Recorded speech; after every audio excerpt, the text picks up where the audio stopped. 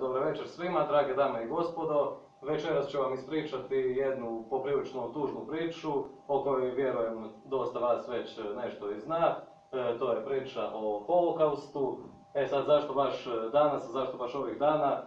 Zato što se ovaj ponedjeljak, 27. siječnja, obilježava dan koji se u Izraelu naziva Jom HaShoah, a u ostatku svijeta je poznat kao dan sjećanja na žrtve Holokausta, odnosno dan sprječavanja zločina protiv čovječnosti.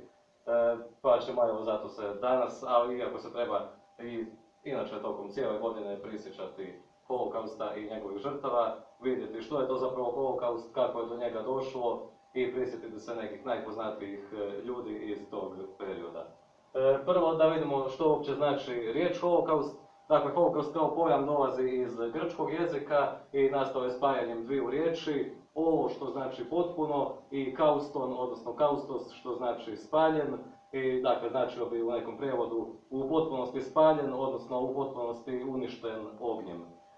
I ta riječ Holokaust izvorno potiče u ovom svom finalnom obliku iz jednog starog drevnog semitskog religijskog obreda, ali u današnjem smislu riječi nema nikakve veze sa religijom, nego se koristi kao termin koji označava genocid koji je u razdoblju Drugog svjetskog rata i par godina prije službenog početka rata provedeno od strane nacističke Njemačke i njenih saveznika, prvenstveno nad Židovima, ali u nekom širem smislu riječi i nad svim ostalim skupinama koje su od strane nacista smatrane nepoželjnima.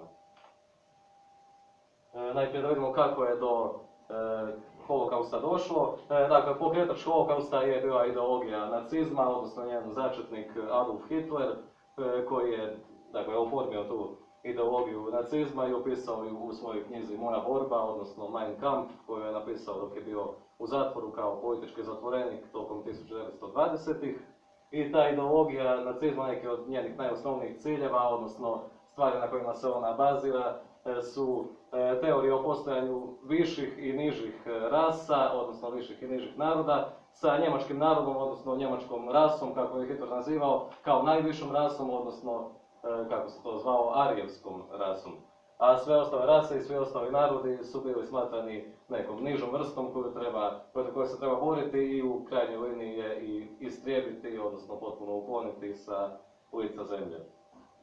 Dakle, neprijateljima su prikazani svi narodi, svi drugi narodi osim njemačkog, sve druge rase, osim, ajmo reći, bijele rase, iako nisu ni svi bijelci bili poželjni. Dakle, prvenstveno su kao neprijatelji okarakterizirani Romi, Slaveni, Crnci, pripadnici svih drugih religija, politički neistomišljenici nacista, ali kao glavna, ključna neprijateljska skupina su prikazani Židovi, koje je Hitler u Mein Kampfu nazvao kao zao narod koji je sposoban samo za izrabljivanje drugih naroda i razaranje dosadašnjih kultura.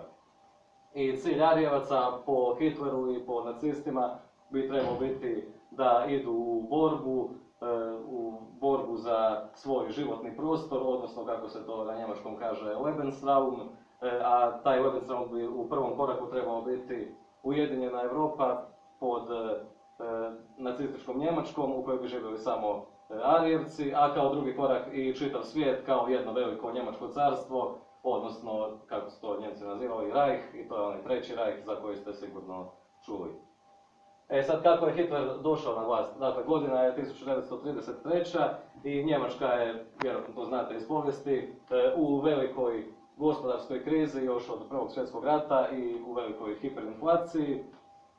A tu se nacisti počinju isticati kao politička alternativa, zato što nude neka brza rješenja, veoma brza rješenja i ljudima koji su bili, a većina naroda je tad bila politički nepismena, ta rješenja se čine dosta laka i logična za provedbu, a Hitler kao neko koji je bio, pa može se slobodno reći i zapravo dobar govornik, je uspio manipulirati masama, bio je jako sposoban u tom manipuliranju masama i on je uspio animirati ljude da ih uvjeri u nacističku propagandu i nacističku ideologiju.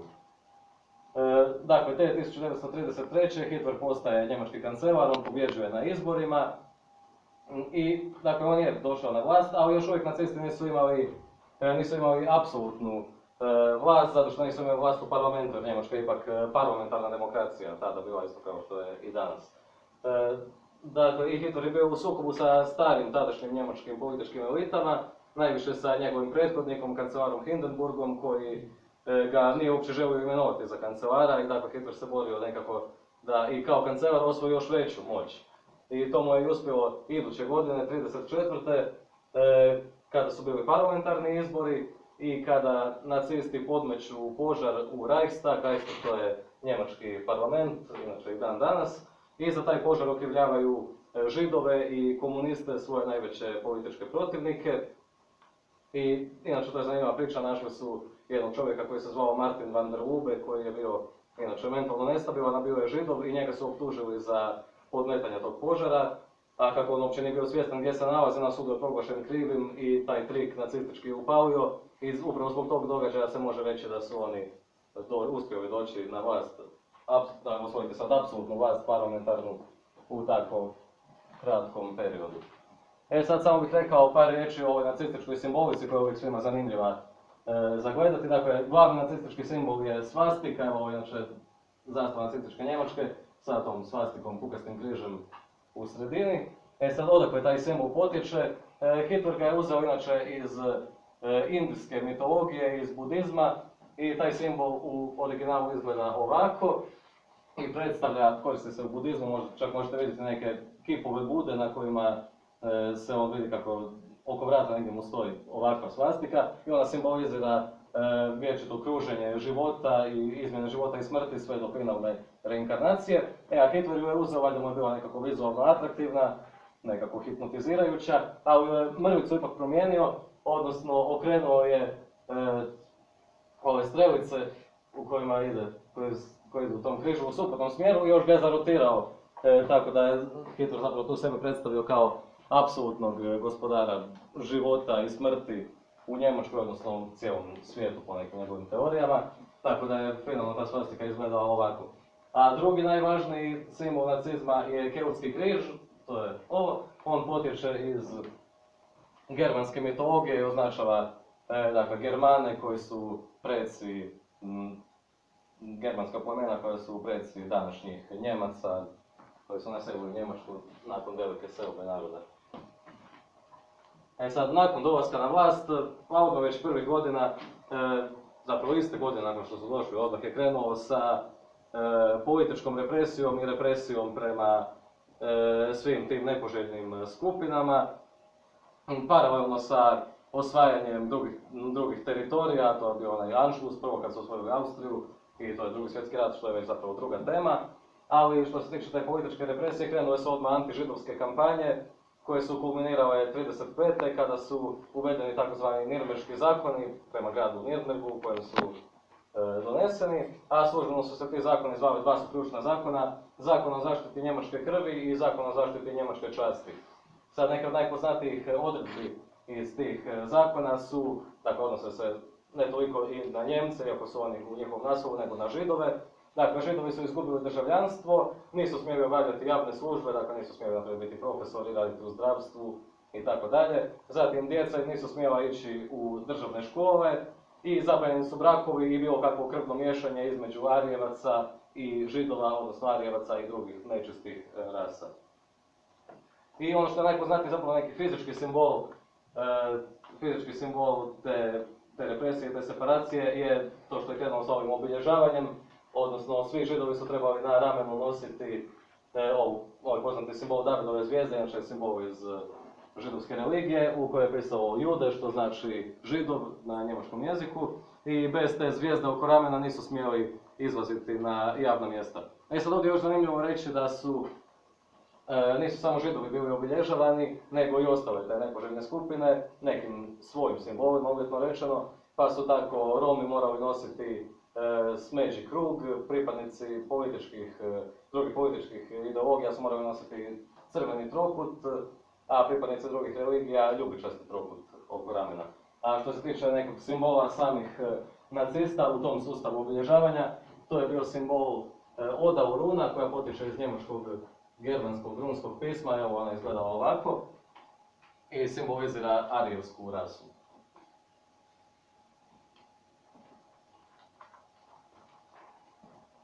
Dobro, osim te političke represije, krenulo je i sa fizičkom represijom, odnosno i fizičkom likvidacijom tih svih spomenutih nepoželjnih skupina, a ta fizička likvidacija se provodila najviše kroz djelovanje njemačke tajne službe Gestapo i nacističkih paravojnih formacija SS, odnosno zaštitnog stroja, i SA jurišnog odreda. Dakle, to je bila paravojska koja je bila su oformljene samo zato da najčešće po noći ulaze u domove pripadnika nepoželjnih skupina i odvode ih u nepoznato, a kasnije ćemo vidjeti gdje je to zapravo bilo.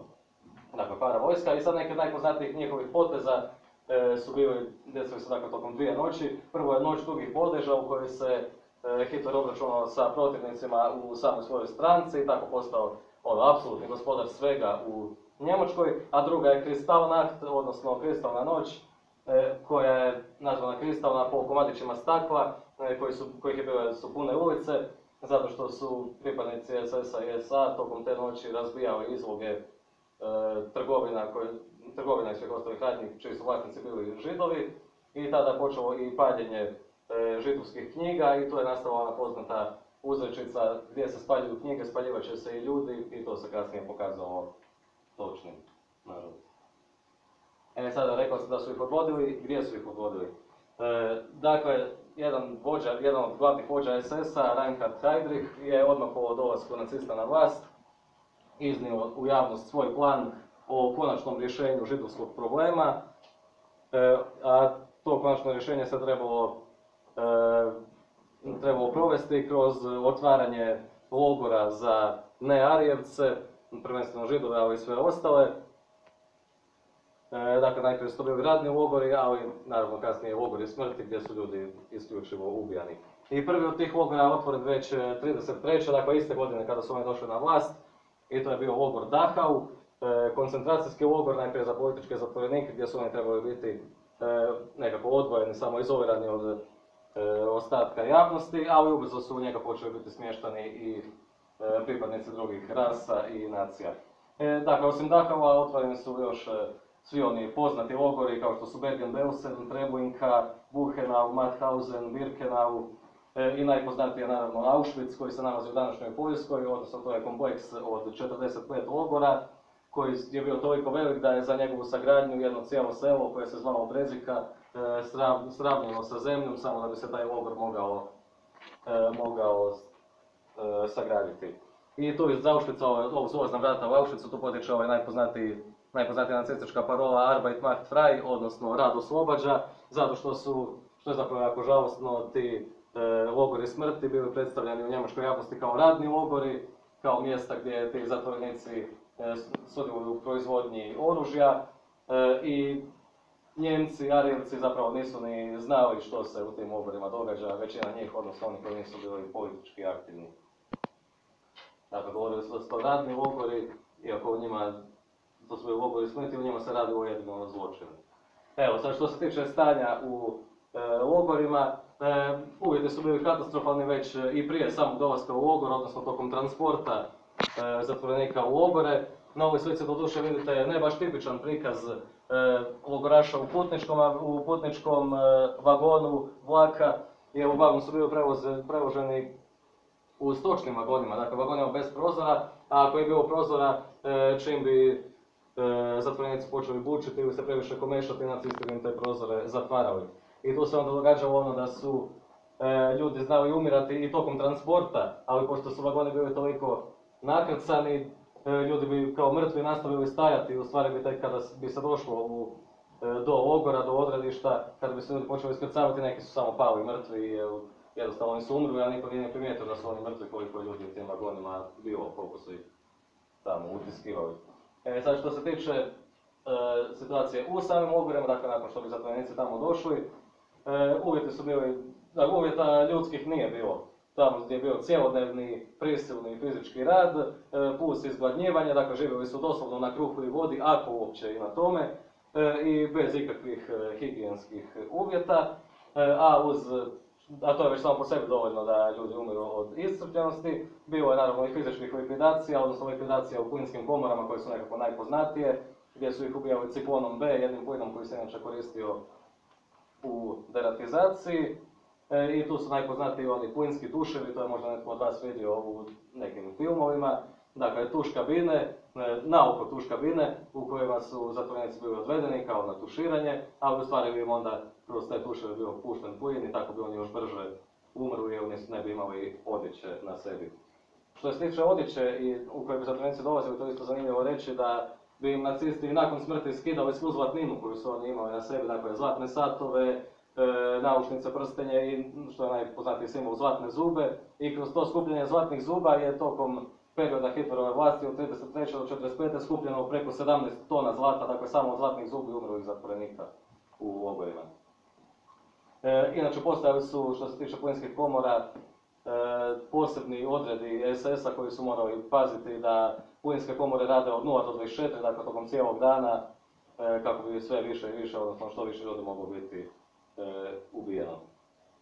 Osim plinskih komora, koje su bile glavni uzrok smrti, ljudi su umirali također i zbog medicinskih eksperimenata. To je najpoznatiji primjer doktora Jozefa Mengelea, poznatog kao anđeo smrti, koji je još tokom 30-ih, tek nakon dolaska Hitlera na vlast, išao u razne ekspedicije na Himalaju i tamo tražio originalnu izvornu arijevsku rasu. On je bio zapravo glavni ideolog fizičkog izgleda arijevske rase, one poznate sa plavom kosom, plavim očima, nešto višom od prosjeka i tako dalje.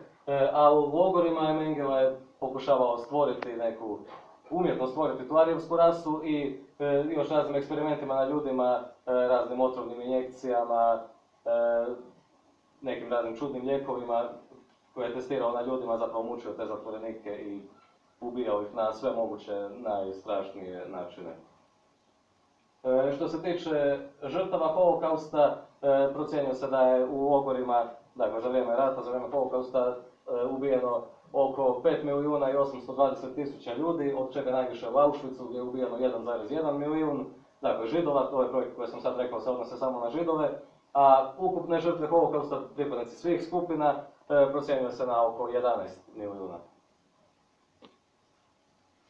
Sad da vidimo što je bilo na području Hrvatske, isto jedan jako tužan dio naše povijesti za vrijeme Drugog svjetskog rata. Dakle, kao što znate, prije početka rata Hrvatska je bila kao sastavni dio Kraljevine Jugoslavije, a kada je u travnju 1941. Hitler napao Jugoslaviju, uspio je pobijediti u nešto manje od 2 tjedna u onom aprilskom, odnosno travanjskom ratu i Jugoslavija je potpuno razbijena, a na određenim njenim teritorijima, odnosno području Hrvatske, Bosne i Hercegovine i dijelova današnje Crne Gore i Srbije je stvorena takozvana nezavisna država Hrvatska, a na vlast su dovedeni ustaše na čelu sa Antom Pavelićem, koji je bio saveznik nacista još od prije Drugog svjetskog rata i bio je zapravo Hitlerov pouzdan čovjek za sve njegove planove. Dakle, NDH je bila marionetska država, nije bila zaista nezavisna kako je to ime kaže. I svi zakoni koje je Hitler donosio u Njemačkoj, ustaše su donosile na području NDH, pa su tako uvedeni i rasni zakoni, a osim obračuna sa Židovima, počeo je i obračun sa srpskom manjinom, jer su ustaše otprilike imale politiku sličnu nacistima, samo što je, kao što su nacistima dežurni krivci bili za sve političke neprilike Židovi, tako su ustašama to bili Srbi i zapravo je to počeo obračun i sa njima.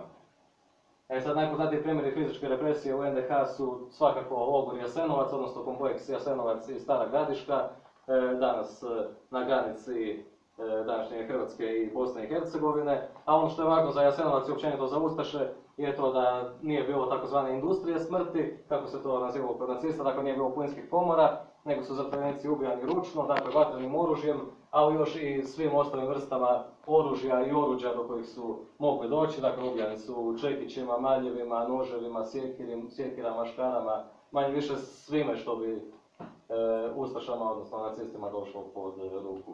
Pa su čak tu izumljivani i posebno novo oružje za ubijanje, za klanje, kao što su srbomlat, srbosjek, tako inovativnih naziva. Srbomlat to je bio nešto poput onih venecijanskih soba u doba srednjeg vijeka, dakle zidovi koji su se sužavali i tako drobili ljude, a srbosjek to je bio u stvari nož za klanje stoke, pričvršćen za kožnu rukavicu kako bi se moglo lakše i brže ubijati ljude presjecanjem grkljana. I još simbol Jasenovca je takozvana topova užasa, ona još uvijek stoji, ne stoji, ali još uvijek postoji u današnjoj Bosni i Hercegovini, to je dakle drvo topove na koju su ustaše vješali ljude i tu su se malo igrali statistike, da tako kažem. Bila je priča kao koliko ljudi može se objesiti na drvo dok se drvo ne sruši. Uspjeli su ih negdje oko 120, ja mislim, objesiti dok se drvo nije srušilo. I to bilo veliko drvo topolo i ono postoji i dan danas neki njegov ostatak može se vidjeti u memorialnom centru Jasenovca. A kao broj žrtava Jasenovca teško je zapravo odrediti točan broj, zato što su žrtve bacane u Savu i Sava ih je odnosila, pa tako broj varira od nerazumno malog do nerazumno velikog, ali znanstvenici su se nekako složili na oko 90.000 kao neku realnu brojku. Ovo je prikaz današnjeg Jasenovca, logor je srušen, logor više ne postoji, a na njegovom mjestu je spomenik autora Bogdana Bogdanovića, Kameni cvijet, koji simbolizira ponovno rađanje iz tih svih muka koje su uspjele se preživjeti. Osim Jasenovca, još su drugi poznati logori iz NDH Jadovno, to je jedan kompleks jama u podnožju Velebita, blizu Gospića, dakle jame u koje su doslovno pobacani zatvorenici, negdje oko 30-40.000 njih, dakle tokom razdoblja Drugog svjetskog rata.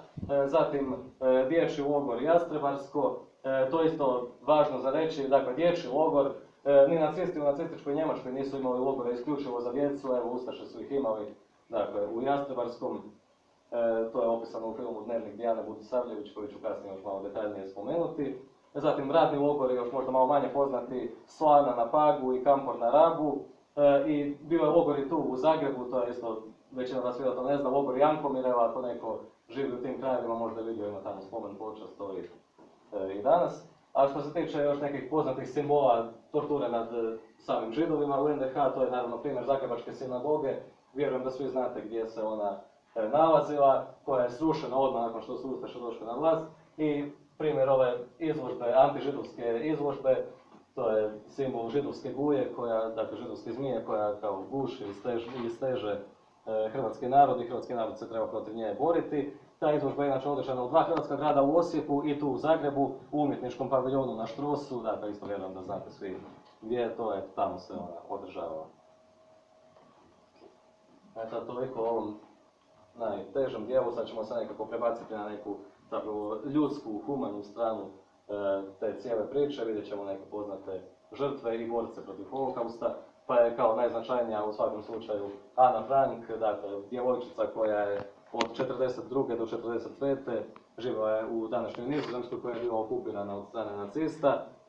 Ona je vodila dnevnik u kojem je opisivala život svoje petočlane obitelji, bila je židovka, dakle život jedne prosječne židovske obitelji u okupiranoj Nizozemskoj, odnosno u nacističkoj Njemačkoj, koja je morala živjeti u stalnom skrivanju. Oni su živjeli u kući jedne obitelji koja je bila njemačka, dakle arijevska, i koji su njih pristali skrivati. Oni nisu smjeli uopće iz kuće izlaziti, odnosno iz nekog kompleksa podruma i nekih skrivenih soba bez prozora u kojima su mogli nekako se neko vrijeme skrivati, sve do dakle, 1945. nešto manje od 2 mjeseca prije kraja rata, kada su ih ipak nacisti otkrili i kada je cijela obitelj Frank odvedena u logor, u Auschwitz, gdje je Ana i ubijena, imala je 16 godina.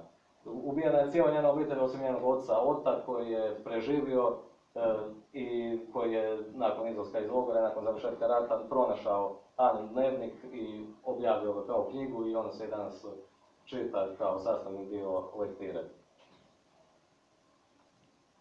Zatim drugi čovjek koji je simbol otpora zapravo protiv holokausta je Oskar Schindler, inače Njemac, dakle karakteriziran kao Arijevac, njemački industrijalac koji je nakon dolaska nacista na vlast postao vlasnik tvornice emajliranog posuđa koja je bila nacionalizirana od strane jednog Židova. On je dakle postao vlasnik i na rad su mu dovedeni nekih 1300 radnika Židova koji su mu trebali biti pa zapravo robovska, polurobovska radna snaga, ali ono što je iznenađujuće u toj cijeloj priči, odnosno zapravo humano od Schindlera, što on nije njih ubijao, nije se prema njima grubo odnosio, nego ih je štitio i on je stalno tvrdio, slao pozive vlastima da mu treba još radnika, a te radnike on štitio od progona i nije im se zapravo ništa moglo loše dogoditi ako su za njega radili i na taj način je spasio velik broj ljudi i velik broj također članova obitelji svojih radnika. O Schindleru je nakon njegove smrti snimljen film Schindlerova lista koji prikazuje dakle, njegov život i općenito svakodnevni život u nacističkoj Njemačkoj. Evo, možda neko gledao film, ako nije svakako preporučam svima da ga pogledaju. Inače, Schindler je, dakle, preživio je rat, živio je još dosta dugo i od strane izraelske vlade mu je dodijeljeno priznanje koje se zove Pravednik među narodima, to je plaketa koja izgleda evo ovako, možete vidjeti na slici, to je njena prednja i stražnja strana.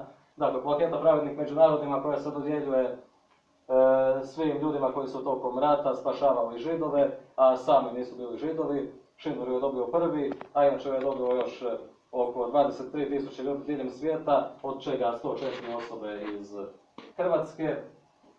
Dakle, ta titula Pravednik među narodima, čak evo još dan danas se dodjeljuje nekim ljudima za koje se saznaje zapravo dobra se dokumentacija da su uspjeli nekoga spasiti, sad već u dubokoj starosti. I glavno geslo tih pravednika među narodima je onaj tko spasi drugog čovjeka, spasio je cijeli svijet i pod tim geslom se ova nagrada i dodjeljuje. Sad da vidimo primjere pravednika među narodima u Hrvatskoj i poznatih dakle, žrtava Holokausta iz Hrvatske.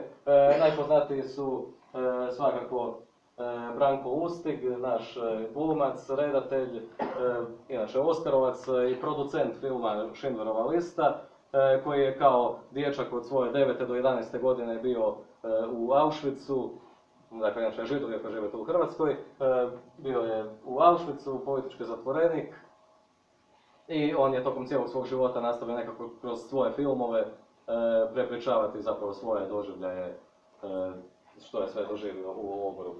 Zatim profesor Boris Braun, inače iz Đurđevca, koji je on je 20. godište, dakle kao mladić od 20 godina je odveden prvo u Dachau, zatim u Auschwitz, također je uspio preživjeti. Umro je evo prije 2 godine u dobi od 98 godina i do kraja svog života, dakle već u dubokoj starosti je nastavio ići po školama od grada do grada i pričati svoje doživljaje iz logora i tako da oni ne padnu u zaborav.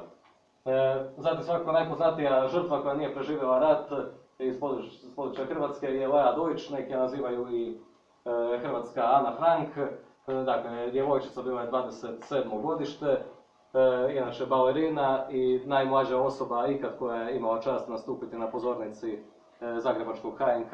Bila je slavna glumica još dakle, kao dijete prije nego što je rat počeo, ali kada su došli rasni zakoni, njena karijera je blokirana i ona je prvo izgubila sva građanska prava, zatim je odvedena i najprije u Jasenovac, zatim u Auschwitz gdje je 1943. i ubijena.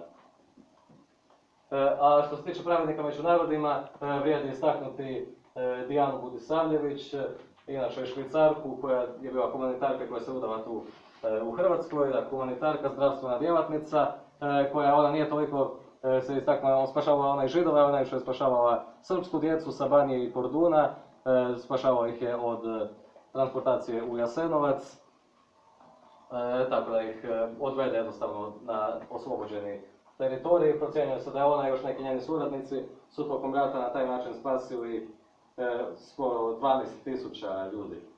Inače, od Dijane Budisavljević je snimljen film Dnevnik Dijane Budisavljević, evo, prošle godine, dobio brojne nagrade, također svima preporučam da pogledaju. I zaboravio sam spomenuti za Leu Deutsch, također postoji film, koga zanima film Lea i Darija, gdje se opisuje dakle, život Lee Deutsch i njene prijateljice i kolegice balerine Darije, koja je bila Hrvatica i koja je pokušavala spasiti, bila nešto starija od nje, pokušavala je spasiti od deportacije, ali evo, nažalost, nije uspjela. Što se tiče svih pravednika među narodima, njihove fotografije se mogu vidjeti u memorijalnom centru Yad Vashem u Jeruzalemu, to je memorijalni centar Holokausta, poznata je ova kružna soba gdje su sve njihove fotografije i njihove biografije koje se mogu ovdje proučiti i sve vezano uz Holokaust se zapravo najbolje može upravo u ovom centru doživjeti. Toliko od mene, hvala vam na pažnji.